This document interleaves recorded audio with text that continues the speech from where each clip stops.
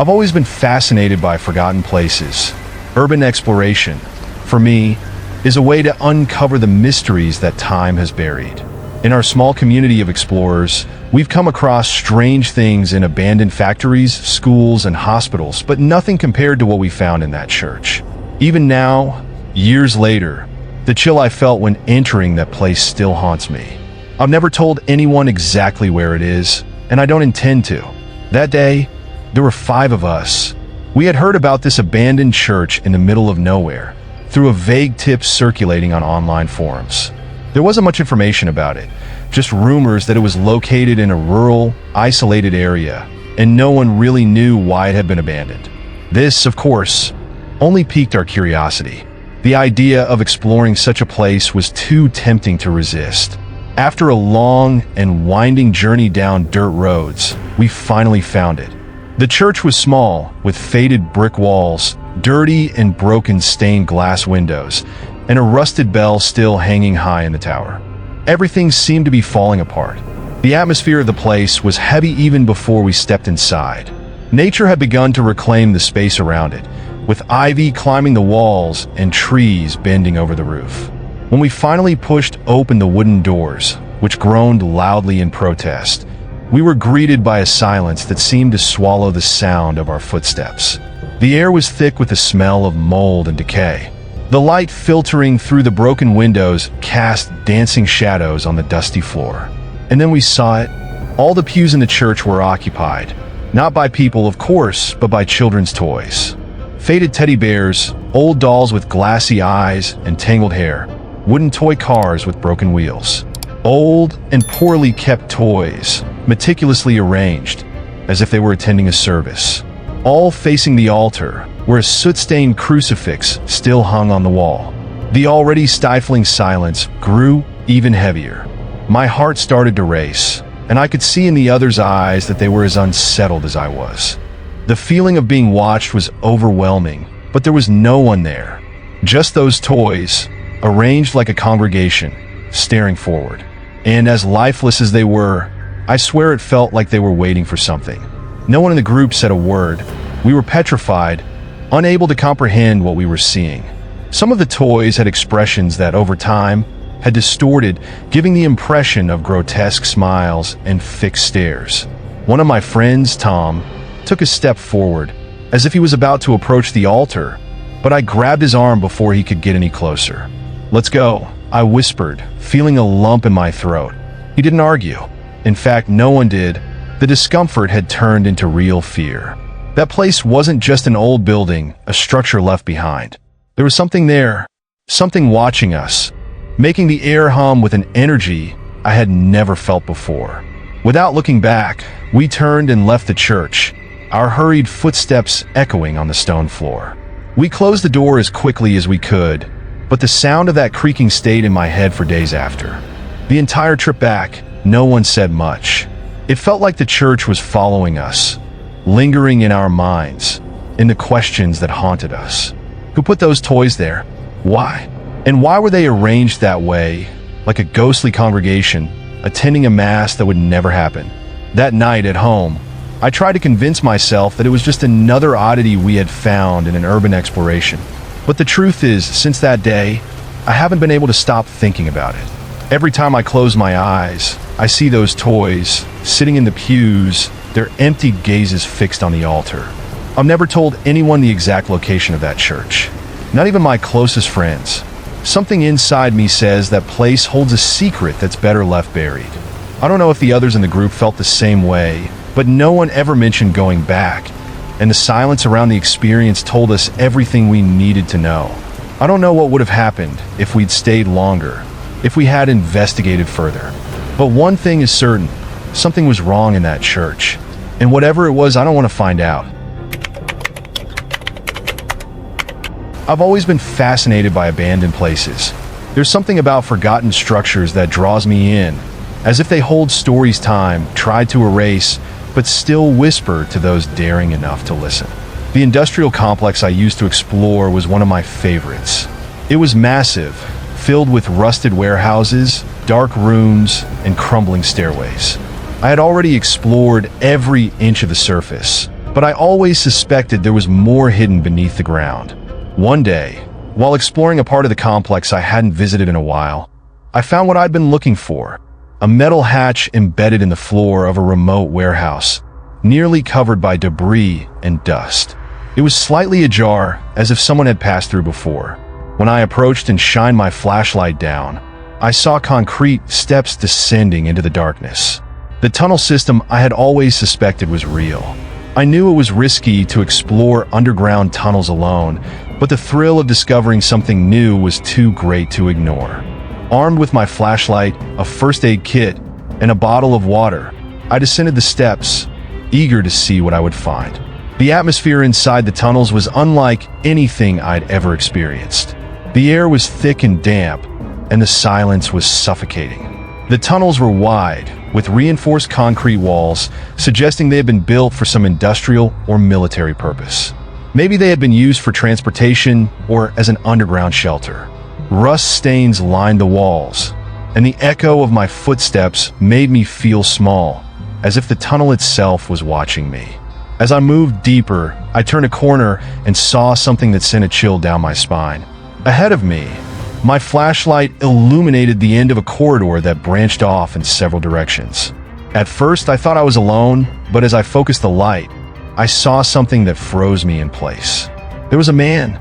He stood perfectly still, dressed entirely in black. I couldn't see his face, as he wore a hood or mask, and the strangest part, he had no source of light. Who in their right mind would explore a place like this, deep in a dark tunnel, without even a flashlight? The question raced through my mind, but before I could process it, the man began to move. Without making a sound, he took a step toward me. I stood frozen. The darkness around him seemed to swallow the light from my flashlight, and as much as I tried to convince myself he might just be another explorer, something about him was deeply, horribly wrong. The way he moved, slow and deliberate at first, was unsettling. It felt like he was studying me, watching my every move. Then, without warning, he started running toward me. The sound of his feet pounding on the concrete echoed through the tunnels. Fear gripped me instantly. It was a primal fear, the kind that forces you to act without thinking. I spun on my heels and ran back the way I came, my heart racing so fast I could barely hear my own thoughts. The flashlight in my hand trembled, illuminating the ground ahead, and every time I looked back, I saw him, still running after me, his black clothes blending with the darkness. The feeling of being hunted overwhelmed me. There was no quick escape, and the tunnels seemed to stretch on forever. I knew I had to find my way back to the surface. My legs burned with the effort, but the adrenaline kept me moving. Finally, the hatch I had entered through appeared in the beam of my flashlight. In one last desperate push, I climbed the steps, shoving the hatch aside and emerging into the warehouse. I didn't stop until I was outside, collapsing onto the dry grass as the cool night air filled my lungs. For several minutes, I lay there trying to process what had just happened. I didn't dare look back, too afraid I'd see the man emerging from the tunnels. Only when I finally felt safe did I sprint back to my car, leaving the complex behind. I never went back to that place. After that night, I stopped exploring alone. The thought of being in another isolated place, with no one around, filled me with dread. What I saw in that tunnel couldn't be easily explained. I don't know who or what that man was, but the way he chased me, without a word, without a sound except for his footsteps, made me rethink all my past adventures. I've always been skeptical of haunted places or strange encounters in abandoned buildings. But now, I'm the first to warn anyone who thinks about exploring alone. Some things in those forgotten places don't want to be found. And sometimes, when you find them, they find you back. It was one of those days when we had no plans, just the idea to explore. My friends and I had always been curious, the kind of people who like to uncover abandoned places and discover what time and neglect had left behind. We had already explored factories, warehouses, and even an old school, but that day, our destination was the old cement mine in the hills outside of town. We'd heard about the mine, though few people knew exactly where it was. Some stories claimed it had been shut down decades ago after a series of unexplained accidents. As usual, curiosity won out. Armed with flashlights and backpacks, we ventured along the trails until we finally came upon an entrance covered in vegetation, almost as if nature itself was trying to hide the place. The entrance was narrow, almost suffocating. The air inside was heavy, with the strong smell of mold and abandonment. As we ventured deeper into the mine, our footsteps echoed against the walls, and the beam from our flashlights only emphasized the overwhelming darkness around us. The cement walls were rough and worn by time, and with every turn, the space seemed to close in more. It wasn't the first time we'd felt uneasy in a place like this, but there was something different about that mine. The silence was oppressive, almost unnatural, and it felt like the very air was watching us. None of us spoke much, as if any sound might wake something that was sleeping inside. After walking down a long corridor, we turned a corner, and that's when we found it. A chamber, much larger than the other tunnels, almost hidden in the shadows. The first thing I noticed was the candles. There were several of them, worn down and unlit, melted into pools of wax on the stones lining the floor. They were arranged in a perfect circle, with some still bearing blackened wicks, as if they had been used recently. In the center of the chamber was a pile of stones, stacked in a strange, almost ritualistic way. Among them were small objects that at first we couldn't identify, but they looked like ancient relics. Something about the arrangement gave us an immediate chill, as if we had stumbled upon a place that was never meant to be disturbed. Then, one of my friends, Marcos, shined his flashlight on the walls. That's when we saw the faces. The chamber's walls were covered with grotesque carvings, depicting deformed human faces. Some seemed to be screaming, others twisted in pain, their expressions frozen in agony. This wasn't ordinary art. The figures had a disturbing quality, as if each one had been etched with an almost sickening precision. The worst part was the feeling that these faces were somehow watching us. I was paralyzed for a moment, unable to tear my eyes away from the wall. Each of us was consumed by the same silent terror. This place wasn't just an abandoned mine. It felt more like a macabre shrine, created by someone or something with intentions we'd rather not understand. Marcos, usually the bravest among us, was the first to break the silence. "We need to get out of here," he muttered, his voice filled with an urgency I had never heard before. No one argued. Without another word, we turned and began making our way back the way we came, our footsteps quick and our flashlights shaking. The mine, which had once seemed old and forgotten, now felt alive, as if it were closing in on us with each step, making the exit harder to find. I could feel the hairs on the back of my neck standing up, as if something was watching us from behind. When we finally emerged from the mine and felt the fresh air again, we all breathed a sigh of relief. We didn't say a word during the walk back home. We all knew that whatever mystery that chamber held, it was better left there, buried in the heart of that mine. None of us ever spoke in detail about the place after that. Whenever someone brought up the mine, we just exchanged glances, a silent agreement that it wasn't something to revisit. We never went back, and deep down, I know none of us will ever try to find that place again. Whatever happened in that mine, whoever carved those nightmare faces into the walls and lit those candles, it stayed there, and that's where it should remain. If you're enjoying the stories so far, don't forget to smash that like button and subscribe to the channel for more creepy stories just like these. And hey, have you ever had a paranormal experience? Drop a comment below and share your story with us. We'd love to hear it. Now let's dive into the next story. I've always been drawn to the unknown, to the decaying beauty of places forgotten by time. Urban exploration became an addiction, a way to escape the monotony of daily life. The city I live in down south has hot, suffocating summers, so it made sense to explore at night. On that particular night, I decided to visit an abandoned motel, a crumbling structure on the outskirts of town that had long been out of service. I knew the heat during the day would be unbearable, so the darkness would be my ally. I arrived around midnight, with the moon partially obscured by clouds, casting a faint light over the place. The motel was a cluster of small rooms arranged around an empty parking lot, the paint peeling from the walls and broken windows letting the warm night air drift through. The entrance was blocked by no trespassing signs, but that was nothing I hadn't ignored before. I entered through the ruined parking lot, armed only with a flashlight to light the way ahead. The place was exactly as I imagined, destroyed and overrun by vegetation. Broken doors, rotting mattresses, and destroyed furniture.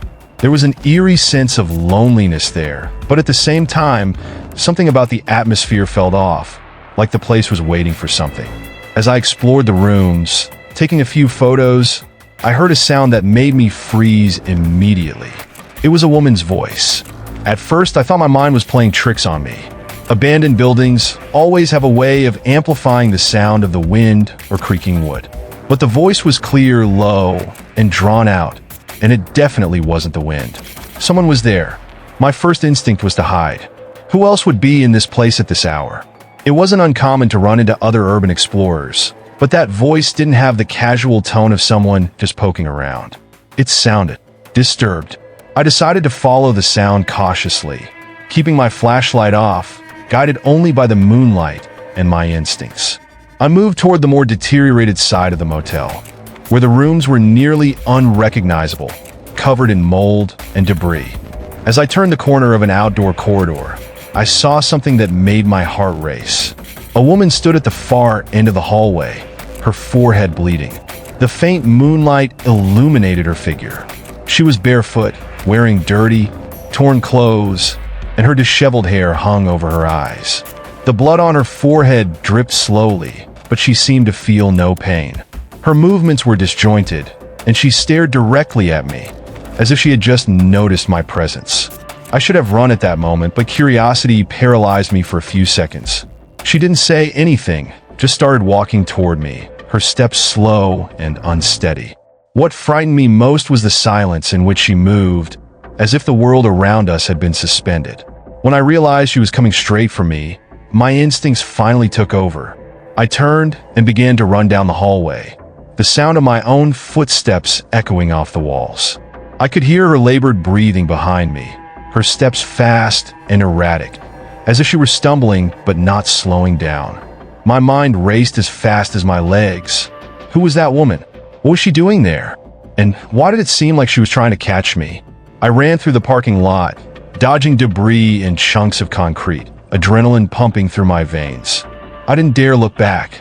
All I could think about was getting out of there as fast as possible. When I reached the barbed wire fence I had climbed to get in, I scaled it faster than I ever thought I could, clumsily falling over the other side. In the darkness of the road, I could still feel her presence behind me, even without seeing her. Fear was driving me. I didn't stop running until I was back at my car, a few blocks away. I locked the doors, started the engine, and drove off without looking back. My heart was still pounding when I finally got home, and the reality of what had happened started to sink in. I couldn't get the image of that woman out of my mind. The blood, her vacant eyes, and the way she had chased me without saying a word. That same night, I decided to make an anonymous report to the police. I didn't want to get involved directly, nor could I explain why I had been in a restricted area, but I knew I had to alert them about the woman. Maybe she was injured and needed help, or maybe there was something much more sinister happening at that motel. I just didn't know. The call was quick and to the point, but even after reporting what I saw, I couldn't sleep. To this day, I don't know what happened to the woman or what she was doing that night at the abandoned motel. I never went back, and I avoid talking about it with my fellow explorers. Something tells me that place holds secrets I'd rather not uncover, and the image of that woman with blood on her forehead still haunts me on nights when the silence becomes too heavy around me. I've always enjoyed exploring abandoned places. The feeling of stepping into a space forgotten by time, where silence is your only companion, has always fascinated me. The story's old walls seem to hold the objects left behind. Everything about it drew me in. But this passion led me to a place I never wanted to return to. A house that echoed with the horror of a brutal crime. I had heard about the house through other urban explorers. It was located on the outskirts of the city, isolated, as if the neighborhood itself had rejected it. What made it even more intriguing was the sinister story behind it. Years ago, a brutal murder had occurred there, and the house had never been inhabited since. Some said it was haunted. Others simply referred to it as the place where evil happened. As usual, the mystery pulled me in. I couldn't resist. I arrived at the site on a cloudy afternoon, the wind blowing softly but cold. The house was overgrown with vegetation, its windows broken, and the paint peeling from the walls as if time were slowly devouring it. With my heart racing and a flashlight in hand, I entered. Inside, the smell of mold and rotting wood was intense. The rooms were empty, except for a few old, dust-covered pieces of furniture. The house seemed ordinary, abandoned and forgotten. But as I moved from room to room, a heaviness began to fill the air. Something was wrong. It felt as if the space itself was soaked in suffering. After exploring the living room and kitchen, I decided to head upstairs. The silence was oppressive, my footsteps echoing on the creaking floorboards. When I reached the last room, something caught my attention. One of the walls had a large hole, as if someone had forcefully made it. I approached for a closer look, and that's when everything changed. There were dried bloodstains around the hole, small but unmistakable. Looking closer, I saw something that chilled me to the bone. Tangled in the debris inside the hole were strands of hair. Long, dark hair caught in the cracks of the wall. The air around me seemed to thicken, and I felt the overwhelming sense that I was no longer alone. I stood frozen, unable to move, as fear began to spread through my body. It was as if an invisible presence was there, watching me, waiting. A cold shiver ran down my spine, and the flashlight in my hand began to tremble. The silence of the house seemed to transform into something deeper, something darker. Every breath I took felt too loud, as if the very act of breathing was profaning the place. I tried to step away from the hole, but my feet felt heavy. One thought kept repeating in my mind: someone suffered here. The air around those bloodstains and strands of hair was thick with pain and despair. I didn't know exactly what had happened, but I could feel the weight of the violent act that had stained that space. Then I heard it, a soft sound, almost imperceptible, like a sigh, coming from the corner of the room. I quickly turned, shining my flashlight in the direction of the sound, but no one was there. Fear gripped me. I knew it was time to leave. My legs finally responded, and I moved away from that cursed hole, walking as fast as I could out of the house. As I descended the stairs, I felt as if something were following me, as if the presence I had sensed wasn't willing to let me go. Every step felt like an eternity, and the air around me seemed heavier with each passing second. When I finally stepped out the front door, I took a deep breath, as if I had just escaped from an invisible prison. On the way home, the terror of what I had experienced still lingered. The image of that hole, the bloodstains, and the hair caught in the cracks wouldn't leave my mind. Something terrible had happened in that place, and the house still held the echo of that horror. For the first time, urban exploration no longer felt like an innocent adventure. After that night, I decided to stop exploring for a while. What I experienced in that house made me realize that some places are abandoned for a reason. Places where evil still lingers, where the walls hold stories that are better left untold. I began warning other explorers, especially those like me who are drawn to places with violent histories. There's a difference between exploring something abandoned by time and stepping into a place where pain and death still haunt the air. Today, whenever someone asks me about that house, I have only one thing to say: don't go. Every urban explorer has that one place that's more legend than reality. And for me and my friends, that place was the old abandoned psychiatric hospital on the outskirts of town. They said that decades ago, patients were treated cruelly, subjected to inhumane treatments. Rumors circulated that the place was haunted by the spirits of those who had died there, victims of neglect and abuse. Of course, this only fueled our curiosity. But as we discovered that night, some legends are best left as stories. Marcos, Daniel, and I decided to visit at night, as any proper urban explorers would. The idea of going during the day seemed dull, and we wanted to avoid the heat and, of course, any curious onlookers who sometimes crossed our path. When we finally arrived at the hospital, the building seemed to be waiting for us, looming with broken windows and rusted metal overtaken by vegetation. The moon was partially hidden by clouds, casting an eerie light over the scene. As we passed through the rusted gates and entered the hospital, the air seemed to grow heavier. The smell of mold and decay enveloped us immediately. The hallways were long and dark, covered in graffiti and debris scattered everywhere. Everything seemed dead, yet there was an unmistakable feeling that we weren't alone. Daniel, always the bravest of the group, laughed when he saw my expression, trying to break the tension. "Relax, man, it's just stories," he said. But something about that night felt different. As we explored the upper floors, we began hearing noises. At first, faint creaks that could be explained away as the building settling. But soon they turned into more unsettling sounds, like footsteps echoing through the empty halls. Sometimes they seemed distant, and other times much too close. Marco suggested it might be other explorers, but we saw no one. It was when we descended into the basement that everything changed. The basement was said to be the most feared part of the hospital, according to the rumors. They claimed that this was where the most brutal treatments took place, hidden away from society's eyes. The smell of dampness was stronger, and the darkness felt thicker, as if it were closing in around us. Our flashlights trembled in our hands as we tried to light the path ahead. In the middle of the basement, the silence was broken by a subtle sound, something that resembled a flickering light bulb. I looked at Marcos and Daniel. Both were tense, but we kept moving forward. Then, at the end of the hallway, we saw lights.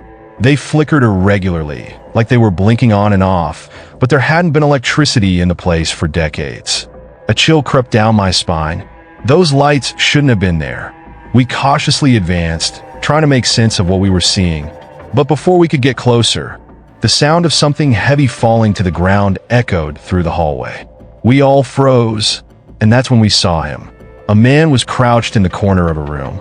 His disheveled hair covered part of his face, and he was trembling erratically. At first, we thought it might be another explorer, someone who had gotten lost or was playing a prank. But something about him was off. The way his shoulders shook, as if he was in a deep state of shock, made us hesitate. "Hey man, you alright?" Daniel called out, his voice firm but laced with a hint of nervousness.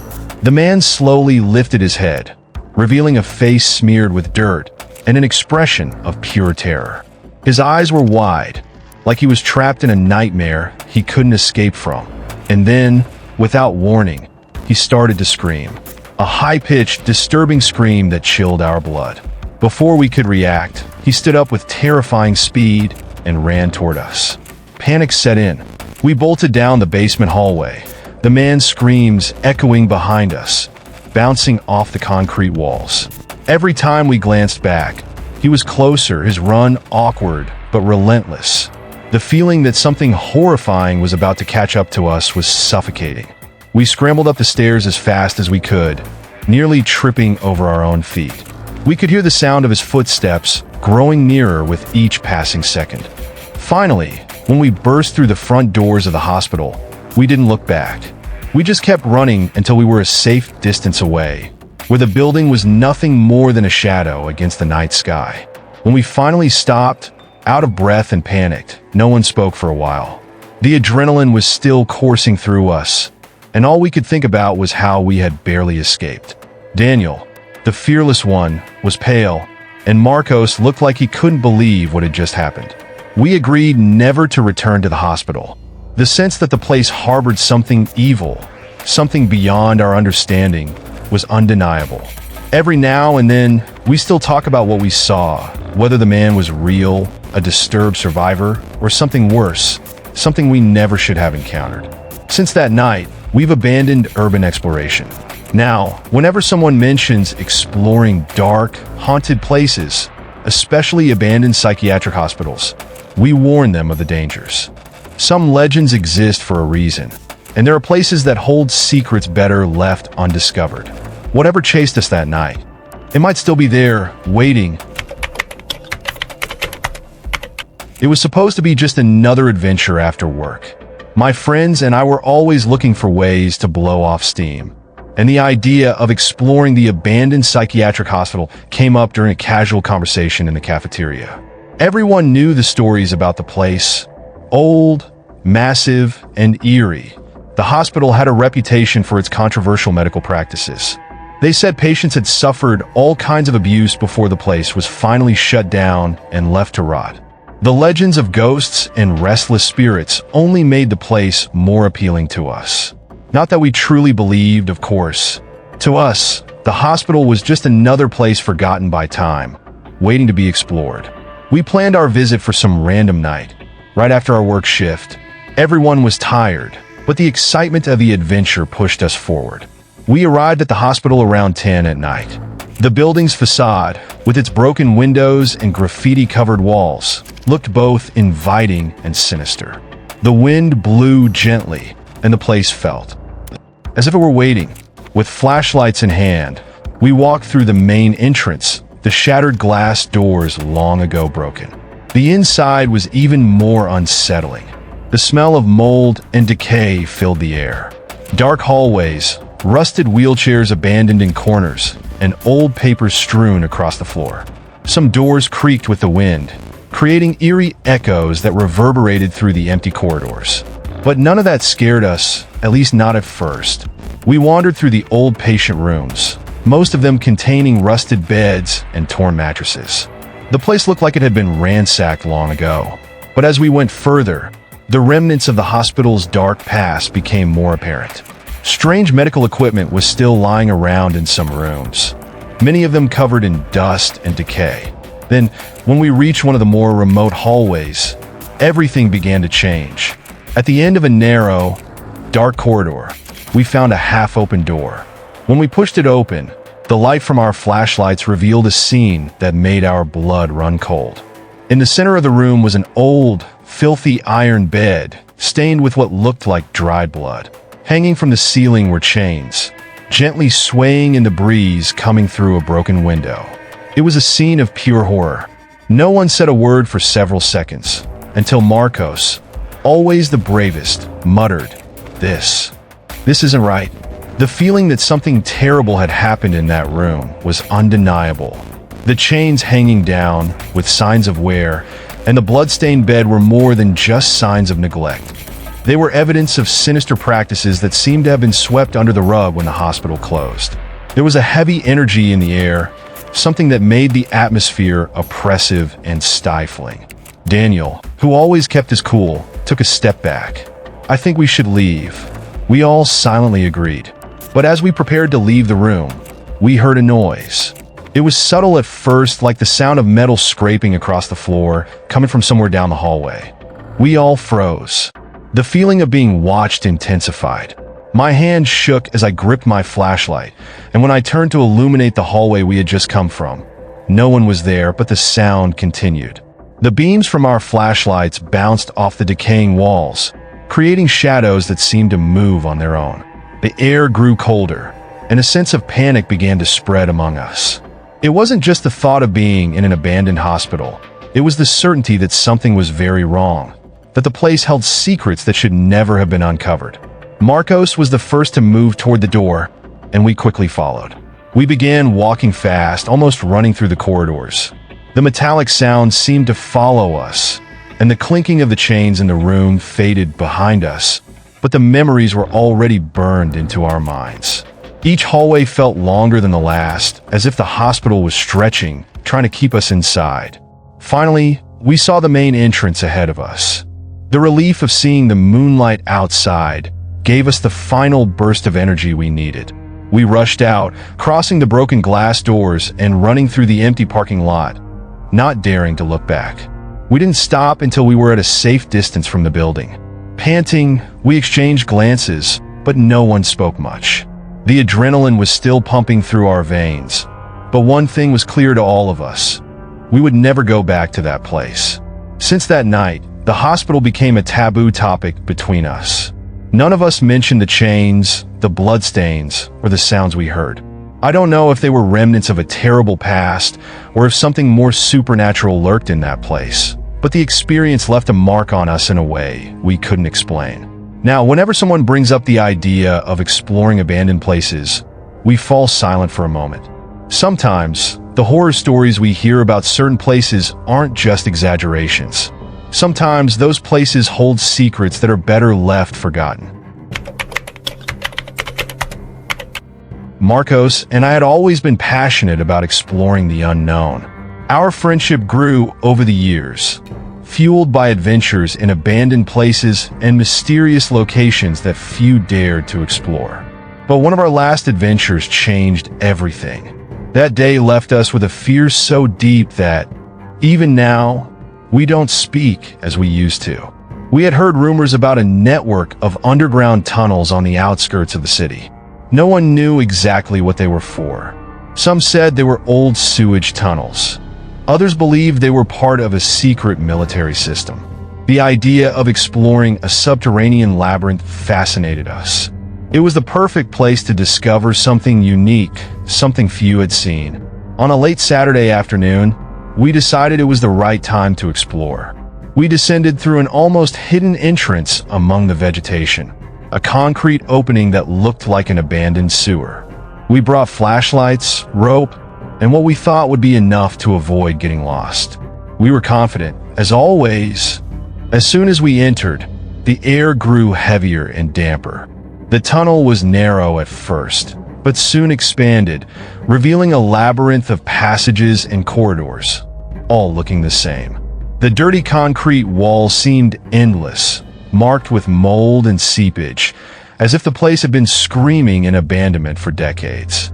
The beams from our flashlights illuminated the path ahead, but the shadows they cast seemed to move with a life of their own. As we advanced, I noticed the environment growing more suffocating. The sound of our footsteps echoed off the walls, creating a sense of claustrophobia. We tried marking our path with pieces of tape, but it quickly became clear that even with that, we could easily get lost. Every tunnel looked the same, and the feeling that we were walking in circles began to creep in. After what felt like hours of walking, we reached a fork where the tunnel split into several directions. We decided to separate for a short time, something I deeply regret today. The plan was simple. Marcos would go left, and I would take the right, and we'd meet back at the starting point in 5 minutes. We both knew it was risky, but curiosity had always outweighed fear.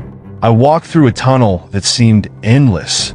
The absolute silence unnerved me, broken only by the sound of my breathing and the echo of my footsteps. I checked my watch. 5 minutes had passed, but I hadn't found anything noteworthy. I decided to return, but when I reached the fork, Marcos wasn't there. I called his name a few times, hoping he would answer from some distant point, but the tunnel only echoed back my voice. Discomfort turned into panic, and I retraced the path he had taken, my flashlight trembling in my hand. Minutes later, still with no sign of Marcos, I feared the worst. He was lost or something had happened to him. Just as I was about to turn back and try to get help, I heard footsteps. The sound echoed down the tunnel, quick and uneven, heading toward me. I breathed a sigh of relief, thinking it was Marcos.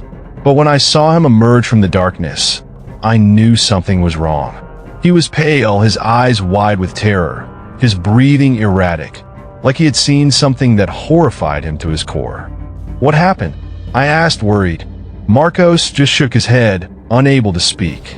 He trembled, sweat pouring down his face in fear. I pressed him to tell me, but he simply muttered, "We need to leave now." Without asking more questions, I started running with him back the way we had come. The way back felt endless, each step echoing like a hammer in my mind. The shadows seemed denser, more oppressive. The silence of the tunnels was now unnerving, like something was watching us the whole time, waiting for an opportunity. Finally, we reached the entrance and quickly climbed back to the surface. Once we were outside, Marcos distanced himself from me. He couldn't meet my eyes, still panting and shaking. We sat on the ground for a while, trying to catch our breath, but he said nothing. The experience had affected him in a way I couldn't understand. Every question I asked was met with a shake of his head, as if words couldn't describe what he had witnessed. We went home in silence. In the days that followed, I tried to talk to Marcos to understand what had happened in that tunnel. But he never gave me an explanation. Something inside had changed him, and it affected our friendship. He withdrew from me, and over time, our conversations became fewer until we eventually lost touch. To this day, I don't know what Marcos saw or what left him so terrified. That underground labyrinth holds secrets that may never be revealed. I still think about what might have happened in that tunnel. What did he find? Or worse, who or what found him? These questions remain unanswered. What I do know is that after that night, neither of us ever explored unknown places again. Sometimes, in my dreams, I still find myself walking through those dark tunnels, feeling the presence of something lurking in the shadows, something watching me, something that by luck I never encountered. If you enjoyed these true horror stories, you won't want to miss our next video. Check out 8 spooky stories from missing people found alive by clicking the card on the screen or finding it as the previous video on our channel. Don't forget to like, subscribe, and let us know in the comments if you've ever had a paranormal experience. We'd love to hear your stories. Stay brave, and we'll see you in the next video.